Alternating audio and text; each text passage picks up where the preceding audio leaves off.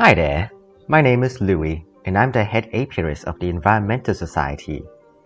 So to give a quick background on myself, I did my undergraduate degree in biology right here at Imperial, and right now I'm doing a master's course in bioinformatics. To put it simply, I am a huge fan of insects. Whether it be how they look or the way they behave, there's always something that I find to be fascinating about insects. And that's a big reason why I became head apiarist. ESOC owns a bit of space in South Kensington, which we like to call the Secret Garden. And it's basically just a lush green area with lots of plants around and of course our beehives sitting right in the middle of the garden. So what does a head apiarist do, you might ask?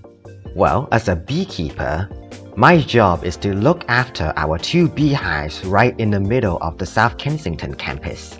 Some other things I do as the head apiarist is that I do arrange beekeeping taster sessions and also manage the harvesting of honey from the hives. Last time I harvested honey from the hives, we produced 40 jars of honey, which we sold to the students and staffs of Imperial College. ESOC has also arranged a few different events that are not beekeeping related. One of the more popular ones being our weekly gardening sessions. My experience as a beekeeper is pretty much why societies are such a great thing to have in your university life. It provides you that opportunity to learn something that you've never tried before and to really explore your interests.